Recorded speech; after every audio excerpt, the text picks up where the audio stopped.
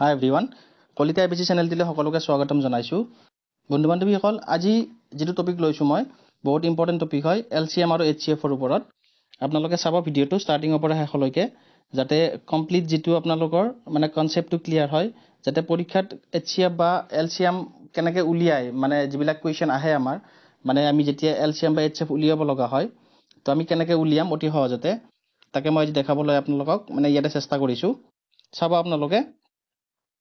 আমাক ইয়াতে দিছে প্ৰথমতে এলসিএমটো আমি চাম কেনেকৈ উলিয়াই ইয়াতে মই দুটা কন্ডিশন ৰাখিছো এইটো কন্ডিশন নাম্বাৰ 1 যদি যিকিটা নাম্বাৰ আমাক দিয়া থাকে এলসিএম উলিয়াৰ কাৰণে যদি সৰু সংখ্যাটো যদি তাৰে ডাঙৰ সংখ্যাটো যদি সম্পূৰ্ণ মানে ডিভাইড হৈ যায় হে এটা কন্ডিশন আৰু যদি নহয় কমপ্লিট ডিভাইড যদি নহয় তেতিয়া হলে হে এটা কন্ডিশন আপোনালোকে চাব কেনেকৈ উলিওৱা যায় ইয়াতে মই প্ৰথম এটো এনেকৈ লৈছো এইটো দিছে 12 আৰু 24 গতিকে 12 আৰু 24 যদি আমি এলসিএম উলিয়াব লাগে আমি কেনেকৈ উলিয়াম মানে এই যেটো 12 টো 24 ত কমপ্লিট ডিভাইড হৈ যায় 12 দুগুণ 24 গতিকে ইয়াৰ এলসিএম কিমান হ'ব 24 হ'ব 24 হয়নে মানে কমপ্লিট যেতিয়া ডিভাইড হৈ যায় এই এটা কন্ডিশন আমি যদি এটা 2 নম্বৰটো চাও এটা কি দিছে 3 দিছে 6 দিছে আৰু 18 দিছে গতিকে 3 টো কমপ্লিট ডিভাইড হয় 6 হয়নে গতিকে এটা আমি কাটি দিব পাৰো এগেইন 6 টো 18 6 3 গুণ 18 কমপ্লিট ডিভাইড হয় বা 3 টো 18 কমপ্লিট ডিভাইড হয় গতিকে ইয়াৰ যদি আমি এলসিএম উলিয়াব লাগে আমি কিমান পাম 18 পাম ঠিক তেনেদৰে এই যেটো 3 নম্বৰ দিছে 3 নম্বৰটো যদি আমি চাও এই 10 টো 40 ত কমপ্লিট ডিভাইড হৈ যায় হয়নে গতিকে আমি 10 টো কাটিব পাৰো নেক্সট 40 টো 80 ত কমপ্লিট ডিভাইড হৈ যায় গতিকে 40 টো আমি কাটি দিব পাৰো দিলে আমি ইয়াৰে এলসিএম কিমান পাম 80 পাম ধৰিব পাৰিছে না আপোনালোকে মানে যেটো সৰু সংখ্যা হেতু যদি ডাঙৰ সংখ্যাটোত কমপ্লিট ডিভাইড হৈ যায় তেতিয়ালে যেটো মানে ডাঙৰ সংখ্যা হ'ব হেতুই হ'ব আমাৰ এলসিএম গতিকে আমি 4 নম্বৰটো যদি চাও এইটো 5 টো 10 ত কমপ্লিট ডিভাইড হৈ যায় 10 টো 20 ত কমপ্লিট ডিভাইড হৈ যায় হয়নে আকৌ এই 20 টো 60 ত কমপ্লিট ডিভাইড হৈ যায় গতিকে আমি ইয়াৰ এলসিএম কিমান পাম 60 পাম এইটো কন্ডিশন নাম্বাৰ 1 যত নেকি কমপ্লিট ডিভাইড হৈ যায় হয়নে নেক্সট আমি 5 নম্বৰটো চাও 15 এইটো সৰি এইটো ডবল লেখা গৈছে এইটো 15 লেখা গৈছে সাপোজ এইটো 45 কৰি দিলো যদি ইয়াৰে আমি উলিয়াব লাগে আমি কেনেকৈ উলিয়াম হয়নে আমি যদি চাও 15 টো 45 ত কমপ্লিট ডিভাইড হৈ যায় 15 3 গুণ 45 আকৌ 45 টো 90 ত কমপ্লিট ডিভাইড হৈ যায় 45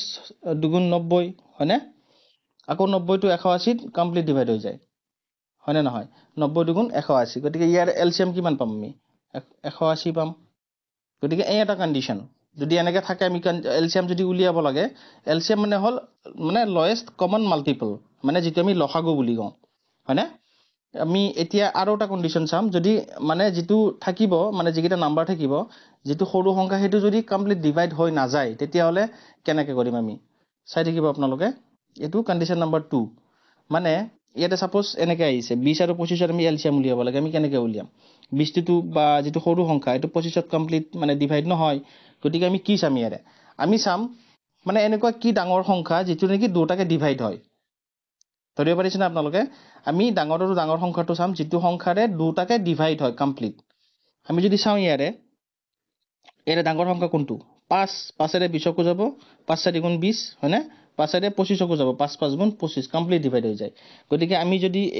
এইটো 5 এৰে আমি কি কৰিলো ডিভাইড কৰি দিলো দিলে 4 পালো গতিকে 4 আৰু এইটো আমি মাল্টিপ্লাই কৰিম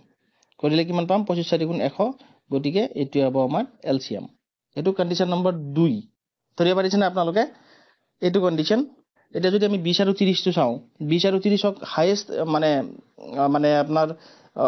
মানে এনেকুৱা কি নাম্বাৰ আছে যেটো নেকি দুটাকে ডিভাইড হয় আমি যদি চাও ইয়াকটো 2 ৰেও ডিভাইড হয় 5 ৰেও ডিভাইড হয় হয়নে 20 ক 2 ৰেও ডিভাইড হয় 5 ৰেও ডিভাইড হয় বা 30 কো 2 ৰে ডিভাইড হয় 5 ৰেও ডিভাইড হয় কিন্তু যেটো সকলোতকে ডাঙৰ সংখ্যা হেতু যদি চাও আমি পাম ইয়াতে 10 টো 10 ৰে 20 কো ডিভাইড হয় 30 কো ডিভাইড হয় হয়নে গতিকে 10 ৰে যদি আমি 20 ক ডিভাইড কৰো কিমান পাম 2 গতিকে আমি এতিয়া কি কৰিম এলসিএম উলিয়াব লাগিলে এই দুটা মাল্টিপ্লাই কৰি দিম মানে 30 দুগুণ 60 এইটো হ'ব আমাৰ এলসিএম 60 ধৰিব পাৰিছে না আপোনালোকে আকৌ যদি আমি এই এতিয়া সি টো চাও সি টো আমি যদি চাও ইয়াতে কন্ডিশনটো অলপ বেলেগ আছে ইয়াতে আপোনাৰ তিনিটা নাম্বাৰ আছে আমি যদি চাও এই যেটো 15 টো আপোনাৰ কি হয় 45 ত কমপ্লিট ডিভাইড হৈ যায় হয়নে গতিকে 15 টো কাটি দিব পাৰো 15 3 গুণ 45 এতিয়া আমি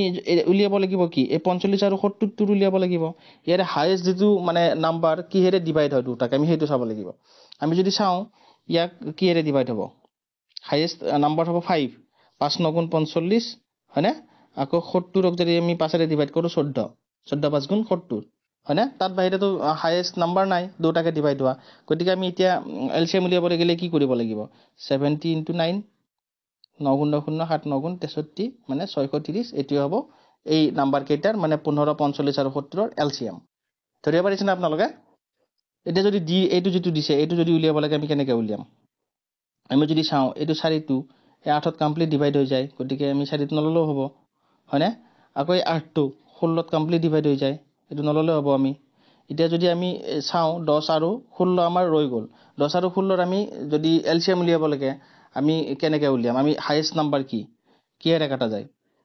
2 ৰে দুটাকে কাটা যায় তাৰ ওপৰত না যায় কাৰণ 4 ৰে 10ক না যায় কমপ্লিট ডিভাইড হয় কিন্তু 4 ৰে 16ত যায় হয় না তাত বাইৰেতো বেলেগ না যায় গতিকে 2 ৰে যদি আমি ডিভাইড কৰো 10 ক কটিলে কিমান 5 বাৰ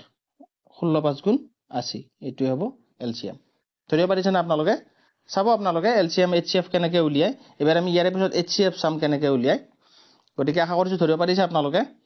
সো আমি চাও এতিয়া এইচসিএফ কেনেকৈ উলিয়ায় এটো হল আমি এইচসিএফ ৰ কাৰণে লৈছো এইচসিএফ হল আপোনাৰ হাইয়েস্ট কমন ফ্যাক্টৰ এইচসিএফ মানে এনেকুৱা ডাঙৰ কি সংখ্যা যেটো সংখ্যাৰে মানে দুটাকে ডিভাইড হৈ যায় সেই সংখ্যাটোই হ'ব এইচসিএফ আমি যদি চাও ইয়াতে আমি কি পাইছো 15 আৰু 18 দিছে আমাক হয়নে ইয়াৰে ডাঙৰ এনেকুৱা কি সংখ্যা যেটো নেকি দুটাকে ডিভাইড হয় আমি হেতু চাব লাগিব আমি যদি চাও 15 আৰু 18 দুটাকে কিহেৰে ডিভাইড হয় 3 ৰে ডিভাইড হয় 3 5 গুণ হয়নে 15 আকৌ 3 6 গুণ 18 দুটাকে ডিভাইড হয় তাৰ ওপৰত কিবা হাইয়েস্ট নাম্বাৰ আছে নেকি 6 ৰে 18 ক যাব কিন্তু 6 ৰে 15 ক না যায় হয়নে গতিকে কি পালো আমি 3 গতিকে এইচসিএফ হ'ব 3 মানে 3টো হ'ব হাইয়েস্ট কমন ফ্যাক্টৰ মানে এইচসিএফ মানে গসাগু আকৌ আমি যদি চাও এটোত বি টোত এটোত কি দিছে 12 15 আৰু 18 আমি যদি ইয়াতে চাও ইয়াতে মন কৰো আমি যদি চাও হাইয়েস্ট কমন ফ্যাক্টৰ কি পাম 6 দি যদি চাও 6 12 দি দুবাৰ যাব 6 গুণ 12 আকৌ 18ত যাব কিন্তু 15ত না যায় গতিকে হাইয়েস্ট কমন ফ্যাক্টৰ আমি কি পাম ইয়াতে যদি আমি চাও হাইয়েস্ট কমন ফ্যাক্টৰ পাম আমি 3টোৱে পাম কাৰণ 3 4 গুণ 12 3 5 গুণ 15 3 6 গুণ 18 হয়নে গতিকে হাইয়েস্ট কমন ফ্যাক্টৰ পাম আমি 3 মানে এইচসিএফ হ'ব 3 আকৌ এটোত যদি চাও আমি সি টোত কি দিছে আমাক 36 48 আৰু 60 গতিকে এটোত যদি আমি এইচসিএফ উলিয়াব লাগে আমি কি মানে কেনেকৈ উলিয়াম মানে হাইয়েস্ট এনেকুৱা কি নাম্বাৰ আছে আমি যদি চাও 2 ৰে দুটাকে যায় হয়নে নহয় প্লাস 3 ৰেও গোটাই কেটাক যায়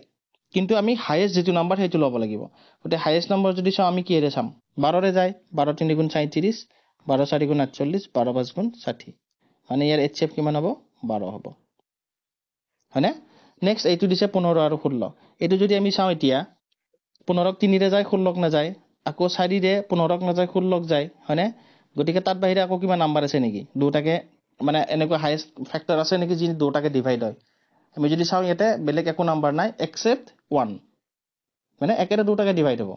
বাকি বেলেগ নাম্বাৰেৰে একো ডিভাইড নহয় গতিকে আমি ইয়াৰে এইচসিএফ কিমান পাম 1 পাম মানে হাইয়েস্ট যেটো কমন ফ্যাক্টৰ হ'ব হেতু হ'ব 1 সো আশা কৰিছো ধৰিব পাৰিছে আপোনালোকে গোটেইখিনি সো ইয়াৰে পিছত যিবিলাক মই কোৱেশ্চন লৈ আহিম এইচসিএফ বা এলসিএম ৰ ওপৰত মানে কোৱেশ্চন বহুত ধৰণৰ কোৱেশ্চন আছে যত আমি এইচসিএফ বা এলসিএম উলিয়াব লাগা হয় বা তেনেকুৱা ধৰণৰ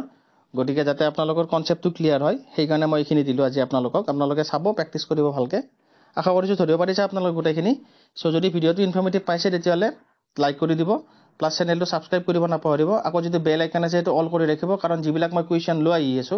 যাতে আপোনালোকে পাই থাকে নটিফিকেশন বিলাক যাতে আপোনালোকৰ সহায় হয় সো আজিলৈকে ইমানতে এৰিছো টেক কেয়াৰ বাই বাই